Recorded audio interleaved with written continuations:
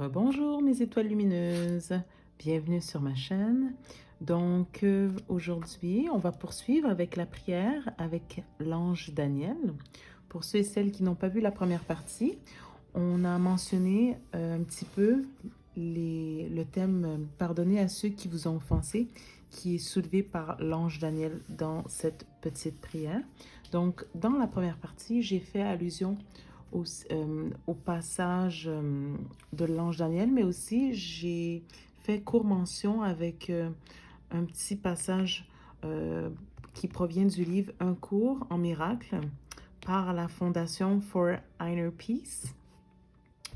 Puis, en même temps, j'ai passé des petits messages liés un petit peu au message que les guides voulaient que je souligne afin de mieux nous faire saisir le lien euh, de la nécessité de pardonner afin de nous-mêmes pour pouvoir évoluer au travers d'un événement qui peut vous avoir suffisamment bousculé pour vous rendre déprimé ou déstabilisé. D'accord. Dans cette seconde partie, on va mentionner de quelle manière est-ce que euh, vos chakras, entre autres le cinquième chakra, qui est le cinquième chakra et le premier chakra, mais je vais commencer par le premier chakra. On va commencer en ordre. Pourquoi les chakras? À la base, lorsqu'on peut être pendant une longue période de temps dans un esprit d'insécurité, de vulnérabilité, de peine, de douleur, euh, à long terme, peut s'installer une maladie. Ça peut être les problèmes cardiaques, l'hypertension artérielle, le diabète, ça peut être des tumeurs, ça peut être une maladie dégénérative suite à malheureusement la vulnérabilité de votre système immunitaire. Ça peut être des maladies chroniques comme la fibromyalgie, etc.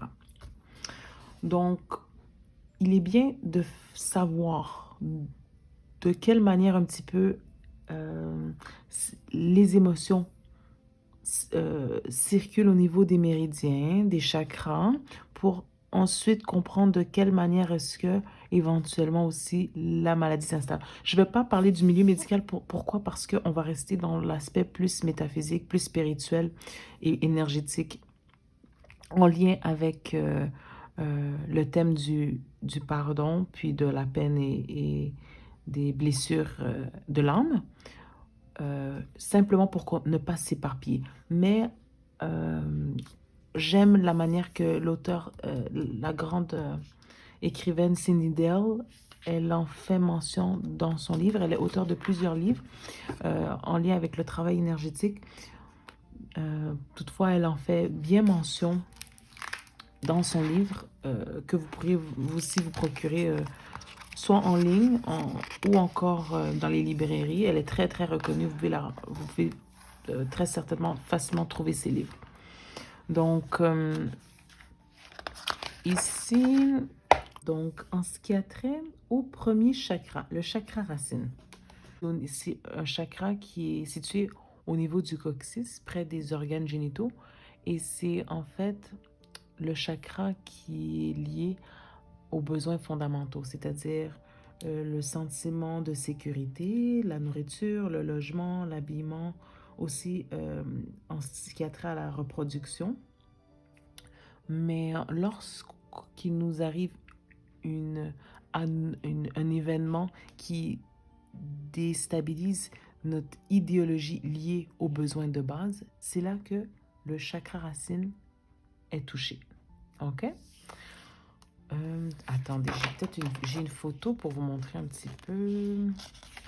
Voilà. Donc, on a ici l'image d'un homme, puis on voit exactement le premier chakra. Le premier chakra qui fonctionne bien signalise la conscience de soi, donc le je suis.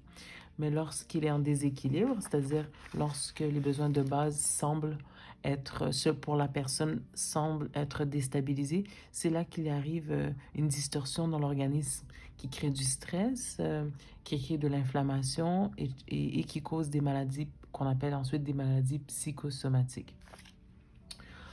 Tout à l'heure, j'avais mentionné que, bien sûr, au courant de notre incarnation, au courant de notre chemin de vie, on est censé expérimenter les 5 blessures de l'âme, dont le rejet, l'abandon, l'humiliation, la trahison et finalement l'injustice. En traversant ces 5 blessures de l'âme, elles peuvent être traversées soit partiellement ensemble, soit individuellement, soit presque tout à la fois. Euh, Elles peuvent être plus ou moins, le choc peut être plus ou moins important lorsque ça atteint bien sûr les besoins de base de l'être humain. D'accord? Et bien sûr, tout dépend encore de la perception de l'individu. OK? Parce que pour une personne, par exemple, perdre un type d'emploi, ça peut être une catastrophe, mais pour une autre, ça peut être une opportunité pour entamer une autre voie professionnelle. Donc, je précise que une perte n'est pas nécessairement considérée une perte pour plusieurs personnes, même si c'est la même situation, parce que tout dépend de la perception de l'individu.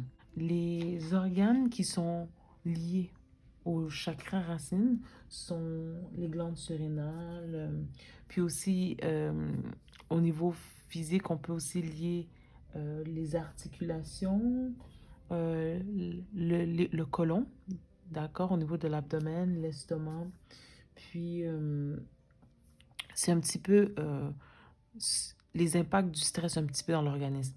Donc voilà pourquoi est-ce que parfois on peut constater des gens qui ont des déclenchements de maladies chroniques. Ça peut être la fibromyalgie, de l'arthrite, des crises d'arthrite. Mais même, ça peut être aussi ailleurs qu'au niveau des organes digestifs. Ça peut être aussi même des migraines. Pour certaines personnes, c'est des migraines. Certaines personnes, c'est des maladies cardiaques. D'autres personnes, c'est de l'hypertension. Donc, ça peut varier de part et d'autre. OK? Par la suite, si on regarde le conflit émotionnel que rencontre la personne, c'est vraiment un sentiment de peur existentielle. La personne rencontre de la méfiance face à l'avenir. Elle peut rencontrer un sentiment de vide, beaucoup de fatigue due au stress, hein, parce que lorsqu'on est émotionnellement stressé pendant un long laps de temps, ça fait travailler les glandes surrénales, ça fait travailler une hyperactivité psychique aussi, parce qu'on est constamment dans cette impression d'instinct de survie, donc ça entraîne une fatigue à long terme, donc aussi un manque d'énergie, puis un sentiment d'être perdu. Euh, donc, voilà, c'est un petit peu l'état émotionnel qui engendre ces désorganisations énergétiques. OK? Il est important de savoir qu'il est pertinent lorsqu'on se sent dans cet état, d'avoir recours à de l'aide professionnelle, rencontrer votre médecin, un thérapeute, un psychologue, puis de cette manière, vous mettrez tout de votre côté pour tranquillement sortir de cet état de panique un petit peu.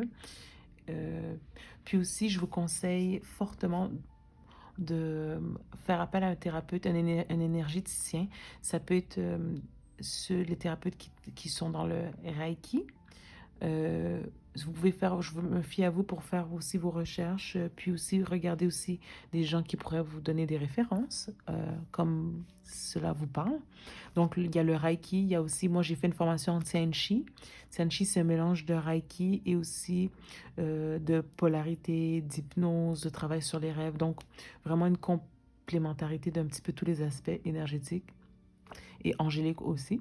Donc, il y a le Reiki, le Tianchi, il y a le Quantum Touch qui est un petit peu plus une approche toujours presque une très grande similarité avec ces autres aspects énergétiques-là, sauf que c'est plus une approche américaine. Puis, il y en a bien d'autres. Mais je vous conseille à la base un énergéticien.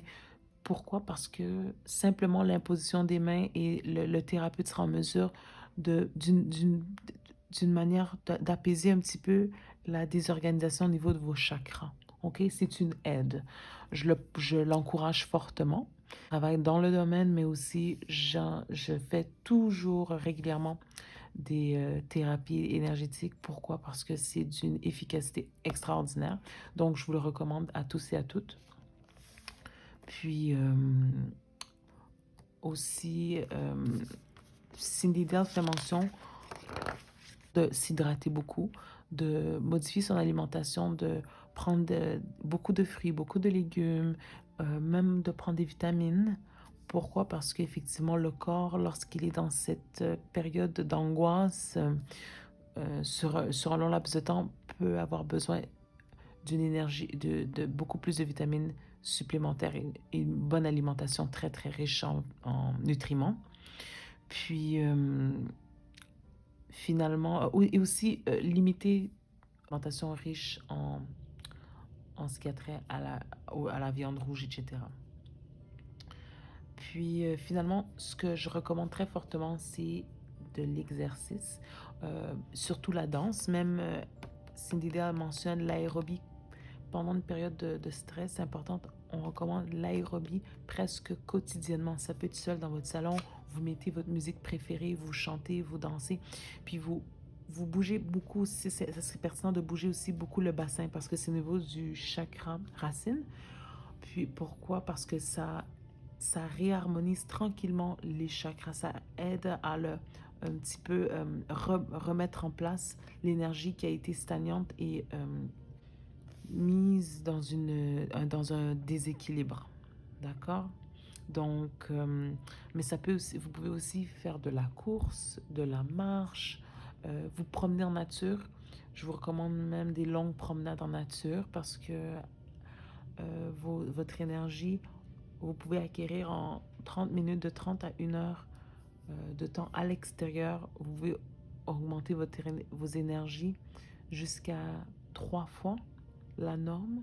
C'est pour ça que on est vraiment indissociable de l'environnement parce qu'on a besoin de la nature aussi pour rebalancer nos énergies. Malheureusement, il ne le mentionne pas assez souvent, mais juste les arbres, les plantes, c'est très bénéfique pour le corps, d'accord, pour votre personne et pour réharmoniser vos énergies. Donc voilà pour le chakra racine. Puis ensuite, maintenant, on va faire mention pour le chakra de la gorge, donc le 5e chakra. Donc le 5e chakra qui fonctionne bien nous permet de dire je ressens, je pense et je m'exprime avec amour. Le chakra de la gorge, pourquoi est-ce que c'est pertinent?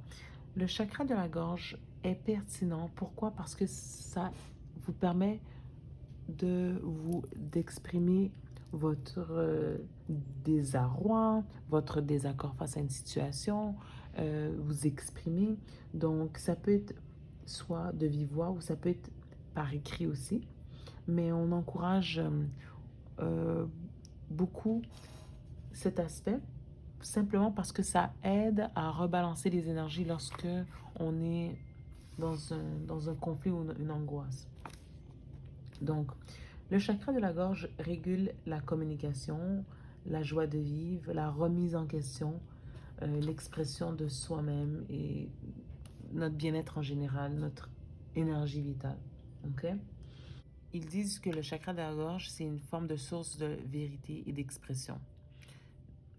On utilise le langage, les sons, le chant. Donc, je vous encourage beaucoup même à chanter, à choisir vos chansons minutieusement et à chanter, à travailler vos vocaux.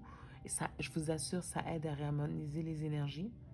Puis, et exprimer votre expérience, votre peine au travers de la chanson, au travers de vos émotions et laisser les énergies euh, s'extérioriser au travers de vos mots, de vos paroles, de vos pensées. On l'encourage aussi libre à vous de pleurer, parce que c'est aussi une libération, n'est-ce pas, de ce qui vous semble vous a blessé. Puis, lorsqu'il y a un déséquilibre, le chakra de la gorge touche Lorsqu'il y a un déséquilibre, ça peut être de la déprime, si on vit de l'indifférence, de la frustration, si on tombe aussi dans l'obsession, si on manque d'estime de nous-mêmes,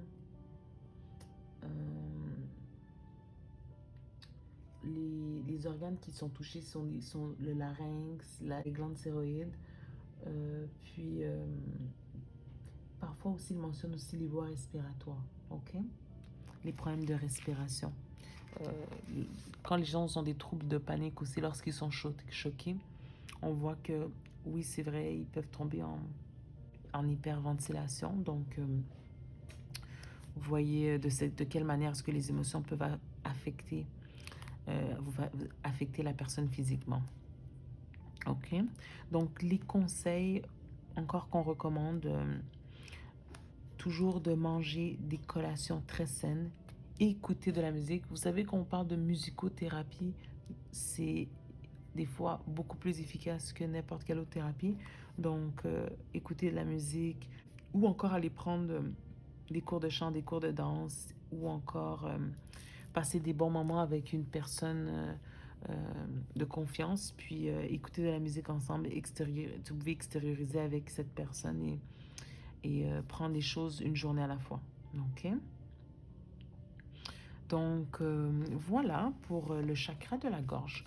Donc, selon moi, ces deux chakras, déjà, si vous prenez un petit peu en considération certains éléments liés à ces deux chakras et vous essayez de les appliquer quotidiennement, je suis persuadée qu'en l'espace de 2-3 semaines, vous allez voir une très grande différence et un mieux-être s'installer. Toutefois, je vous recommande d'autant plus tout de même de faire appel à un médecin si vous semblez constater qu'il n'y a pas de différence et que vous êtes toujours dans un état de détresse émotionnelle importante. Puis aussi faire appel les médecines douces, puis le Reiki, le travail énergétique. D'accord? Comme le Tian Chi aussi, puis le Quantum Touch, le EFT, l'hypnose. En fait, c'est très, très vaste. Donc, voilà tout. J'espère que ces informations vous ont été utiles en ce qui a trait au thème lié à l'ange Daniel, le thème du pardon. À présent, avant de terminer, on va faire la petite prière de l'ange Daniel ici. On peut se ressourcer tranquillement. Donc, la prière commence comme suit. Seigneur Daniel, ou ange Daniel, accorde-moi d'avoir un projet futur qui ne soit pas un pur jeu, un vain rêve. Permets qu'en jetant les filets de ma fantaisie dans ton monde constellé, je puisse revenir vers mes semblables, les hommes, avec une pêche abondante de vérité qui existe en nous et que l'on a parfois peine à trouver à cause justement de leur évidence. Seigneur Daniel, fais circuler dans mes veines le souffle de l'éternité. Permets à mon intelligence de concevoir le palais de l'esprit afin qu'avec les pierres de mon passé, avec mes mains, avec des milliers de mes semblables, je puisse contribuer à construire un monde nouveau. Aide-moi à découvrir la fraîcheur de l'harmonie des êtres. Donne-moi les vertus morales permettant d'oublier ou de réparer des situations qui semblent irrémédiables et perdues. Aide-moi à éclairer les autres lorsqu'ils sont assaillis par le doute et à les libérer des préoccupations qui les minent pour qu'ils retrouvent la gaieté et la joie de vivre. Ô Daniel, viens à ma rencontre pour répondre à mes interrogations et m'aider à atteindre le bonheur. Donc, je vous remercie pour ce petit moment de recueillement. Donc, mes chères étoiles lumineuses, en attendant, je vous embrasse très fort et je vous souhaite de passer une merveilleuse journée ou une merveilleuse soirée. À très bientôt, à la prochaine guidance.